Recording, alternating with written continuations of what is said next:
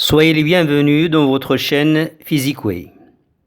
Dans cette vidéo, on va faire la résolution d'un exercice sur les lois de Newton.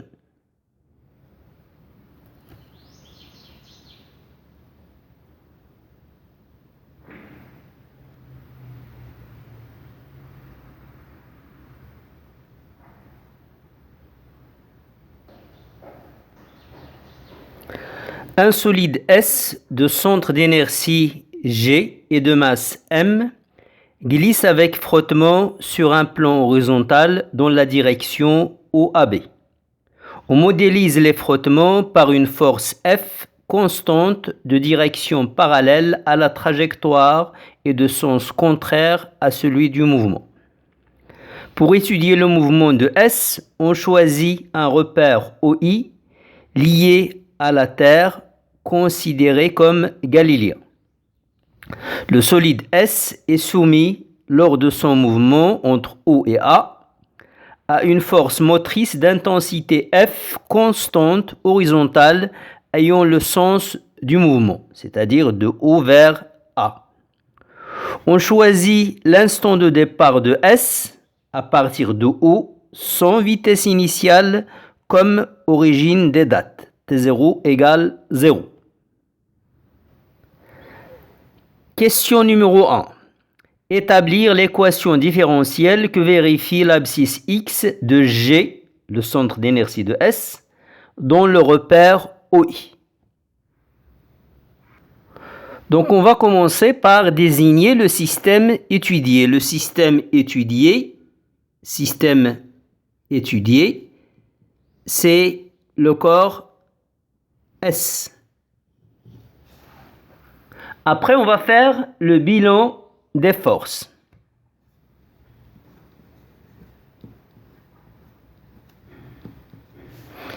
Le bilan des forces, il y a d'abord le poids P. Ensuite, il y a la réaction du plan R. Et ensuite, il y a la force motrice F. Après, on applique la deuxième loi de Newton, dont le repère OI, qui est terrestre et qui est considéré comme galiléen. Donc, la deuxième loi de Newton, il va s'écrire la somme des vecteurs force, P plus R plus F, égale M AG. AG, c'est le vecteur accélération du centre d'inertie du solide S. Après, je vais projeter la relation vectorielle sur l'axe OX. J'aurai donc Px plus Rx plus Fx égale à M AX. Et pour déterminer les projections des vecteurs sur l'axe OX, je dois représenter les vecteurs force sur le schéma. Il y a la force motrice F qui est parallèle à OA et qui est orientée dans le sens de I, le vecteur unitaire I.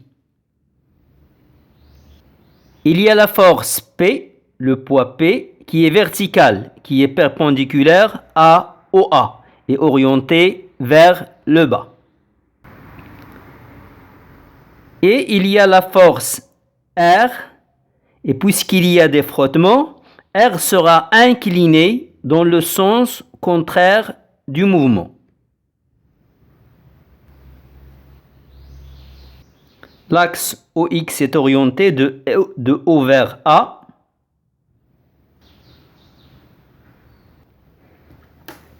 P est perpendiculaire à l'axe OX. Donc sa projection sur l'axe OX est nulle. Elle est égale à 0. R est incliné dans le sens contraire de l'axe OX. Sa projection sur l'axe OX est la force de frottement F. F, c'est une composante de R. Et puisque F a le sens contraire de l'axe OX, la projection de R, ça sera moins F.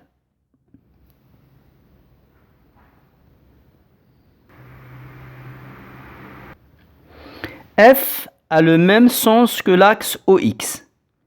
Donc la projection de F sur l'axe OX sera égale à l'intensité de F. Il sera positif.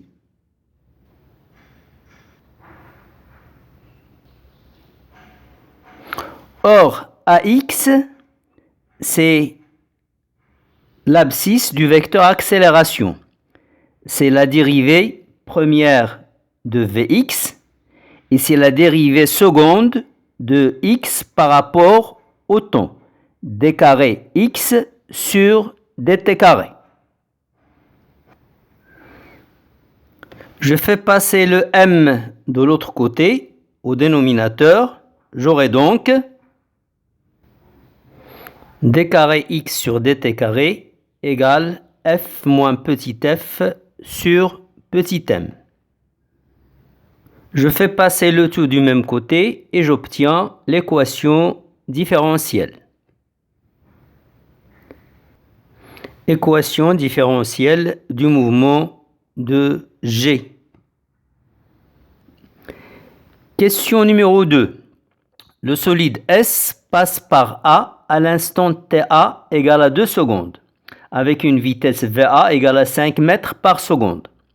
La force F s'annule lorsque le solide S passe par A. Le solide S continue son mouvement et s'arrête en B. On choisit l'instant de passage de S par A comme nouvelle origine des dates. Le solide S s'arrête en B à l'instant TB égale à 2 secondes. Calculez l'intensité de la force motrice F. Commençons par étudier l'étape du mouvement entre O et A. Donc, étape de O à A. En haut, on a T0 égale 0. Et en A, on a TA qui est donné. Elle est égale à 2 secondes.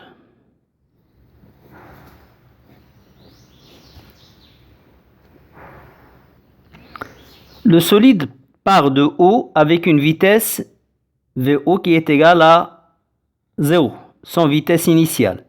Il passe par A avec une vitesse VA qui est égale à 5 mètres par seconde.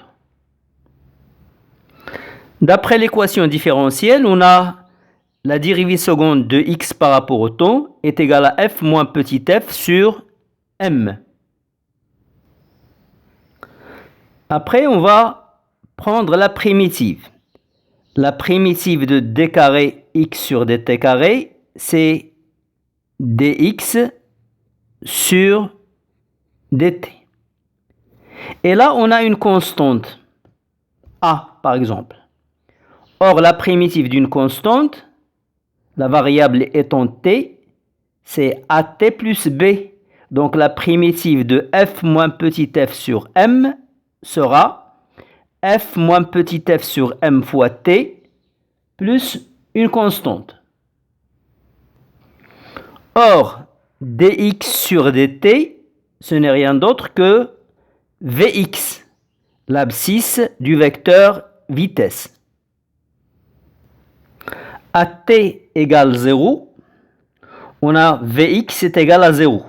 Donc, je vais remplacer dans cette équation. J'aurai donc à t égale 0, j'aurai 0 égale à f moins petit f sur m fois 0 plus la constante c.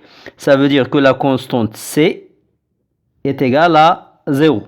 Donc, j'aurai Vx en fonction de t, c'est f moins petit f sur petit m fois t. C'est l'équation de la vitesse. Je vais l'écrire à la date ta. Donc, il suffit de remplacer t par ta. Or, à la date ta, le mouvement se fait dans le sens de l'axe OX. Donc, Vx à la date ta, c'est positif, c'est VA. Je cherche grand F, donc je vais faire passer ta de ce côté. J'aurai donc VA sur ta égale à F moins petit f sur m. Je vais faire passer le m de ce côté. J'aurai donc f moins petit f égale à VA sur TA fois m. Je vais faire passer le f de l'autre côté. J'aurai donc grand F égale à VA sur TA fois m plus petit f.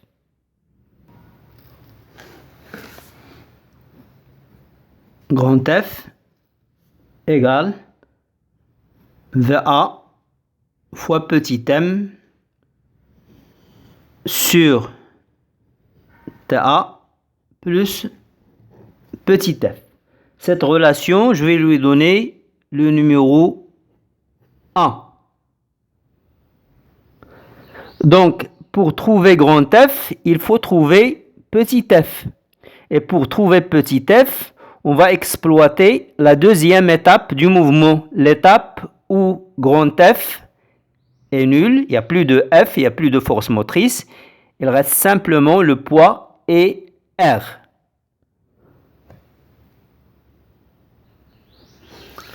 L'étape de A à B. Maintenant, on va changer d'origine des dates. On va choisir la date de passage par A comme origine des dates.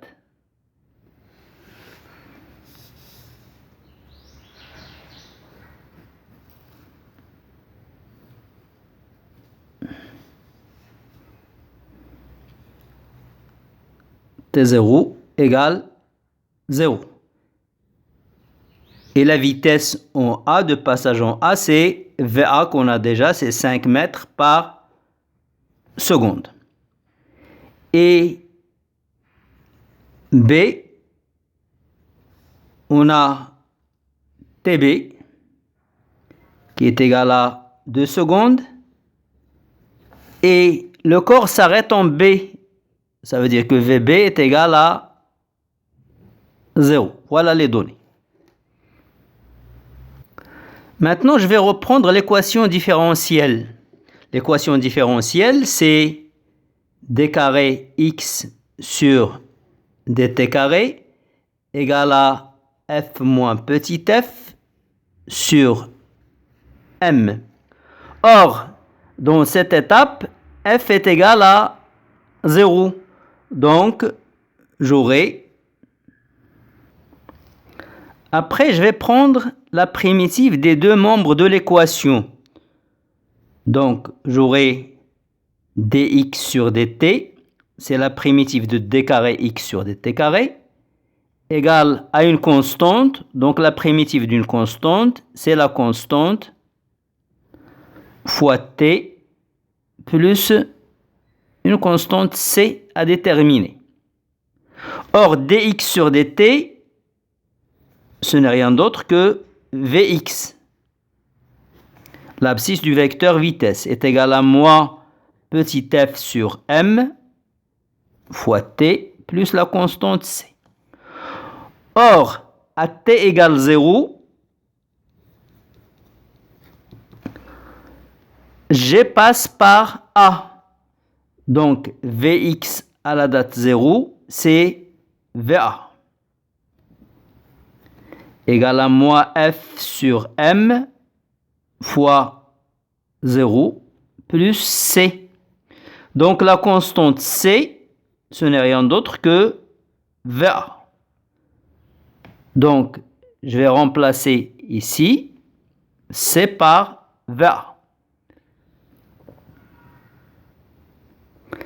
C'est l'équation de la vitesse au cours de la deuxième étape.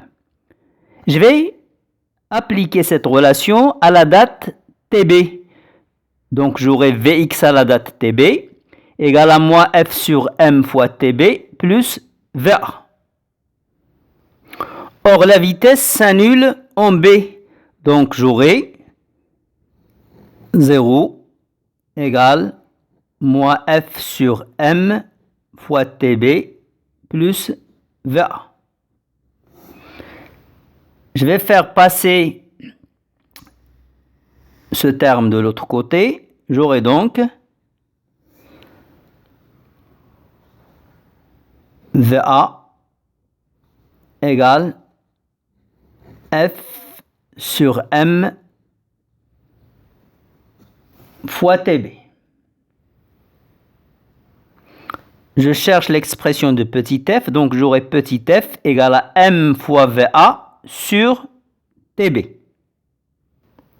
Et cette relation, je vais lui donner le numéro 2.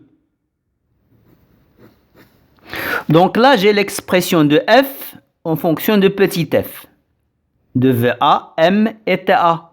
Dans cette expression, je vais remplacer petit f par son expression obtenue en 2. Donc je vais reprendre cette relation dans laquelle je vais remplacer petit f par son expression plus VA fois M sur TB. Donc je pourrais mettre VAM en facteur. Donc j'aurai F égale VAM facteur de 1 sur TA plus 1 sur TB. Je vais réduire au même dénominateur. J'aurai donc F égale VA fois M fois TB fois TB plus TA sur TATB.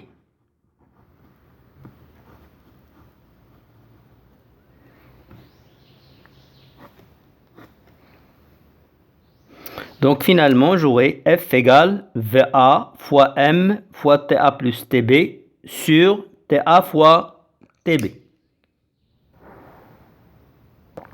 Application numérique, F égale 2 newtons. Merci pour votre attention et à bientôt dans une prochaine vidéo, Inch'Allah.